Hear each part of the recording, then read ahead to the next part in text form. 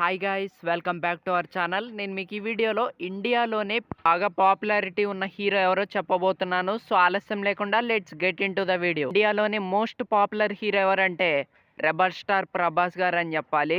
So తనకి craze మాత్రం మామూలుగా లేదనే చెప్పాలి ఇండియాలో. అండ్ వేరే కంట్రీస్లో కూడా క్రేజ్ చాలా ఎక్కువగా ఉందనే చెప్పాలి. బట్ ఇండియాలో మాత్రం నెక్స్ట్ లెవెల్లో ఉంది.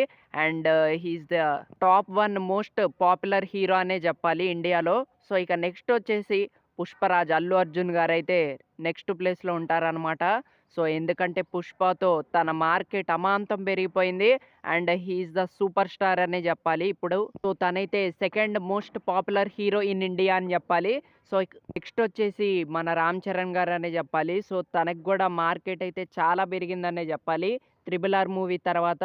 సో వరల్డ్ వైడ్గా తనకి ఫ్యాన్స్ అనేక మంది ఫ్యాన్స్ ఉన్నారనమాట. సో టాప్ 3లో వీళ్ళైతే most popular heroes in India అనమాట.